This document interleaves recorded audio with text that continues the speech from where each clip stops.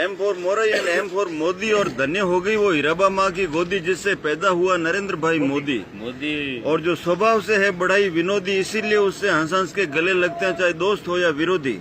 और जो माँ के चरणों से मांगता है सद्बुद्धि और मन की शुद्धि, और 56 इंच जिसके सीने की परिधि, इसीलिए सर्जिकल से पाकिस्तान को बना दिया पिद्दी। और आज चाइना भी बात कर रहा है सीधी सीधी। और जो राष्ट्रीय हित में बन जाता है बड़ा ही जिद्दी, और नोटबंदी से काले धन को बनाता है रद्दी, और योग रूपी औषधि से मिटाता है आदि और व्याधि, चाहे दादा हो या दादी, चाहे भैया हो या दीदी, जिसका मिशन है कि पूरा इंडिया रहे हेल्दी और वेल्दी।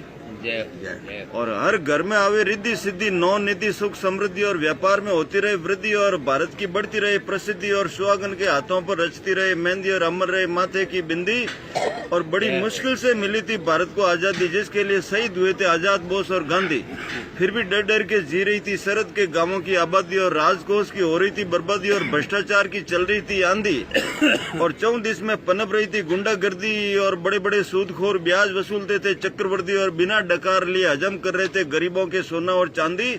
उस विकट घड़ी में जय माता दी ने नरेंद्र भाई मोदी को सौंप दी पीएम की गादी, जो काम निपटाता है जल्दी जल्दी चाहे गर्मी हो या सर्दी, और जिसका टारगेट रहता है 100%, और जिसकी पहली पसंद है ईमानदार प्रतिनिधि, और जिसकी पसंदीदा भाषा है गुजराती, अंग्रेजी और हिंदी, और जो विदेशों में जाकर राष्ट्र हित में करता है बड़ी बड़ी संधि, और जो सर आंखों पे रखता है सेना की वर्दी, और बन के किसानों का हमदर्दी, जिसको जोड़ना है नदी से नदी, और अगले कार्यकाल में भारत को दिलाना है विश्व गुरु की उपाधि।